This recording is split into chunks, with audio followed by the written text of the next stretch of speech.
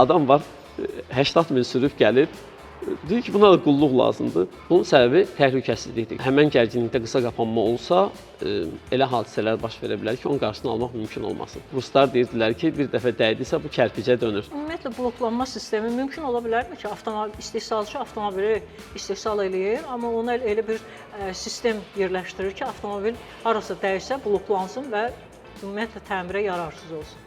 Elə təsəvvür edirlər ki, bu maşının başına heç bir iş gəlmir. Onların batareyaları insan səhhəti üçün ziyanlı ola bilər. Bəziləri deyir ki, elektrostatik gərginliyi var. Aydındır ki, bunlarda duran akkumulyatorlarla bizim telefonlarda istifadə etdiyimiz akkumulyatorlar eynidir. Sürmə şəraiti o qədər də təsir eləmir. Avtomobillərin hamısında bu sistem var.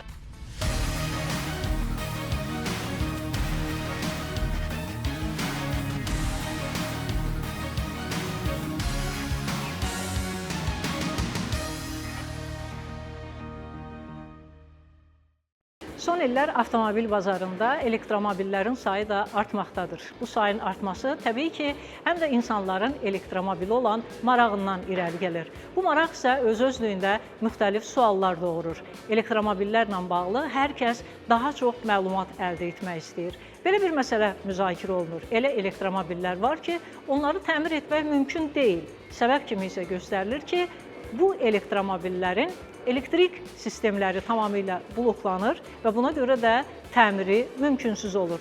Bu nə dərəcədə əsaslı fikirdir? Bugün bundan danışırıq. Elçin müəllim, avtomobil dünyasında yeni bir era başlayır. Artıq belə deyək ki, elektromobillər avtomobil bazarında üstünlük təşkil etməyə başlayıb. Amma təbii ki, elektromobillərlə bağlı kifayət qədər cavabsız suallar da var. Bu yaxınlarda belə bir müzakirənin də mən şahidi oldum. Deyirlər ki, elə elektromobillər var ki, onlar qəzaya düşəndə onları sonradan təmir etmək mümkün deyil. Səbəb kimi də göstərirlər ki, onların elektron sistemləri tamamilə bloklanır və buna görə də onun təmiri mümkünsüz olur. Maraqlıdır, bu fikir nə dərəcədə əsaslıdır? Bəli, doğru vurguladınız. Müasir elektromobil və hibrid avtomobillərin əksəriyyətində elə bir sistemlər quraşdırılır ki, qəza haqqında o bütün avtomobili dayandırır. Bunun səbəbi təhlükəsizlikdir. Çünki burada çox yüksək gərginlik var və həmən gərginlikdə qısa qapanma olsa, elə hadisələr baş verə bilər ki, onun qarşısını almaq mümkün olmasın. Əvvəllər əlbəttə bəzi avtomobilləri bu bloklama sistemindən, yəni qəza olandan sonra, onu təmir etdikdən sonra artıq hər şey qaydasındadır sözünü o avtomobillərə başa salmaq biraz çətin olurdu. Amma hal-hazırda biz bu işin öhdəsindən gələ bilirik və gördüyünüz bu avtomobil o tip avtomobillərdir, hansını ki, ruslar deyirdilər ki, bir dəfə dəydisə, bu kərpicə dönür. Biz onu Respublikada ilk olaraq bu vəziyyətdən çıxartmışıq.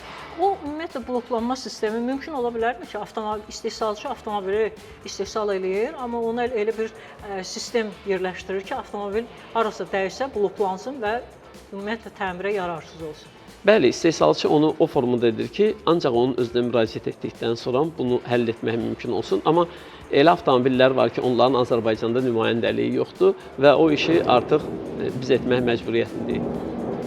Yəni ki, istənilən halda biz onların təmir olunma üsullarını öz qaydamıza uyğun tapırıq. Axtarırıq, tapırıq. Bəs istehsalçı maraqlıdır, öz avtomobillərini izləyəndə məəttəl qalmır ki, siz bunu necə tapdınız?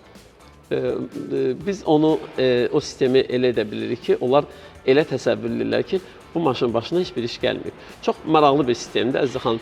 Bütün müasir avtomobillər, belə deyək də, bir müəyyən səviyyədən yuxarı olan avtomobillər, onların hamısında hər hansısa bir hadisə burada baş verdikdə, buradan deməli, belə deyək də, telefon internetin hesabına və ya internet hesabına serverə xəbər gedir ki, bu avtomobildə bu nasazlıq baş verdi, o nasazlıq baş verdi. Hal-hazırda avtomobili diaqnostika eləmək üçün heç də lazım deyil ki, sən avtomobilə qoşulasan. Sən həmən serverdə olan məlumatları alaraqdan sən avtomobili tam olaraq diaqnostika edə bilərsən. Elektromobillə bağlı bir sual da hər kəsin diqqət mərkəzində maraqlıdır. Onların batareyaları ilə bağlıdır. Məsələn, bəzi insanlar düşünür ki, onların batareyaları insan səhhəti üçün ziyanlı ola bilər. Nə bilim, oradan şüalanma gələ bilər. Maraqlıdır fikriniz. Ümumiyyətlə, nə düşünürsünüz bu barədə? Deməli, Əzizə xanım, bəzi adamlar deyir ki, bunda radiasiya var, elektromaqnit dalğalarının intensivliyi yuxarıdır. Bəziləri deyir ki, elektrostatik gərginliyi var. Mən onlardan ötürü lazım olan bütün qurğuları almışam. Amma test də etmişəm və heç bir zərəri yoxdur. Amma bir video kimi onu hazırlamaq bir uzun müddət vaxt aldığından mən hələ onu etməmişəm. Amma tam əminliklə deyə bilərəm ki, bunlarda radiasiya birincisi yoxdur, radiasiya deyilən. Elektromaqnit dalğaların intensivliyi adi evdə istifadə etdiyimiz belə deyək, qurğularda olan qədərdir, ondan çox deyil.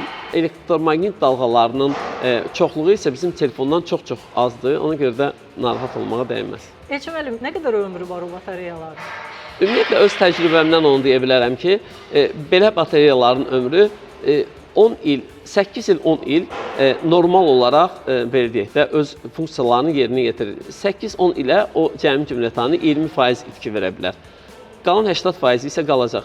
Aydındır ki, bunlarda duran akkumulyatorlarla bizim telefonlarda istifadə etdiyimiz akkumulyatorlar eynidir. Sadəcə bu akkumulyatorlara qulluq, onların belə deyək, dolmasını, boşalmasını, istiliyini, soyuqluğunu avtomobilin bir sistemi var, o idarə edir. O qoymur ki, o soyuqlasın və ya istidən tərləsin. Hər zaman orada bir normal həddə saxlayır və bunun hesabına bizim telefonda olan batareyalardan daha çox uzun ömürlü olur və işləmə qabiliyyəti də daha uzun olur. Elektromobillər bizim üçün biraz sirlidir, şəxsən mənim üçün. İndi siz isitmə sistemi dediniz. Yenə də sosial mediada, sosial şəbəkədə mən belə bir şey görmüşdüm. Yazmışdılar ki, qışda onların peç sistemini işlətmək mümkün deyil.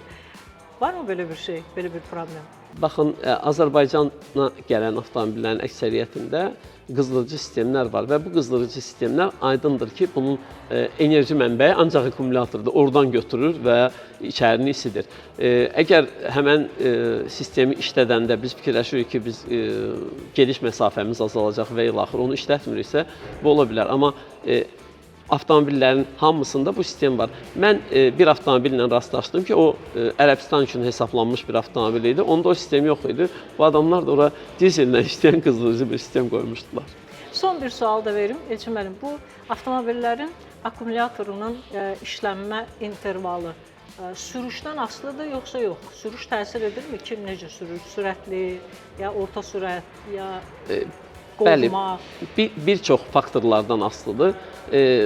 Qovma və ya belə deyək də, sürmə şəraiti o qədər də təsir eləmir. Təsir edən faktorlar nə qədər biz onu doldururuq, hansı tokla doldururuq və dolu vəziyyətdə nə qədər saxlayırıq. Bu sistemlərdən asılıdır və hər bir akkumulyatorun bir ömrü var.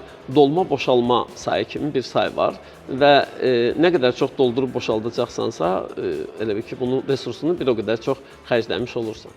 Tövsiyəniz sonda elektromobil sürənlərə əsas tövsiyə nədir? Nəyə diqqət edək? Elektromobil sürənlərə əsas tövsiyəm odur ki, qəzadan, bəladan uzaq olun.